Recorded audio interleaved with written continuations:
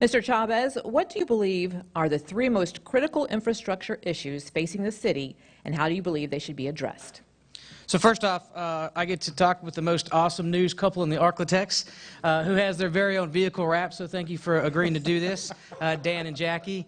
To the Southern University, thanks for hosting us here, the Chamber of Commerce, and then the citizens of Shreveport, thank you for tuning in, because through this application process, we are going to figure out who is our next leader moving into 2023. So when we started this campaign some 8 months ago, we did exactly that. We went and we looked at what are the three topics that people most care about.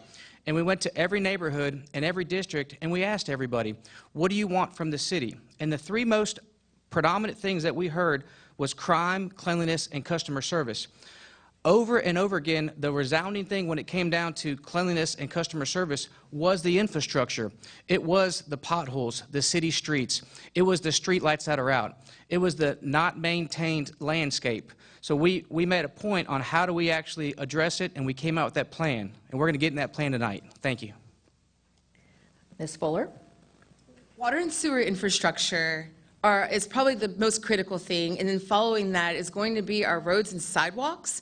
And rather than give you a third thing, I'm going to say that what we really have to focus on is our population density versus sprawl, because the major issue in paying for all of these things comes down to the fact that we are spreading a decreasing population thinner and thinner over more land area every time we annex in new neighborhoods. So the biggest problem is the third thing really is how are we going to pay for all of it?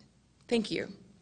Thank you. Mr. Perkins? Yes, I don't want Mario to be the only one to kiss up to the moderators tonight, so thank you all for being here, and thank you to Southern University for being an amazing host. We partner with them constantly on a lot of different issues. The three top issues when it comes to infrastructure, in my opinion, is our subsurface infrastructure and streets. I'm going to put that in one category. Then it goes to broadband technology within our city and making sure we can have those wires, that broadband within every neighborhood in the city, because there's a huge digital divide right now. And the last thing that I'm going to point out is making sure that the city is not going it alone and saying that we need to engage our local, state, and federal partners more to get more dollars in infrastructure.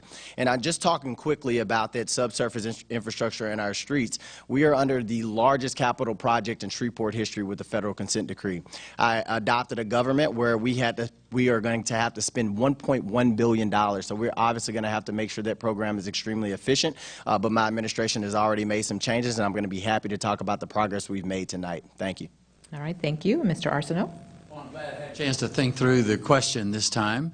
I think that our biggest infrastructure issue is water and sewer, just like several of the other candidates have mentioned. I think the mayor has done a decent job of trying to get through some of that and postpone some of it and move it up quickly. We need to accelerate that in the next administration. Second thing would be our roads. A few weeks ago, I ran into a woman at one of these forums that said, well, she had just driven down Line Avenue and it had done $1,800 worth of damage to her front end.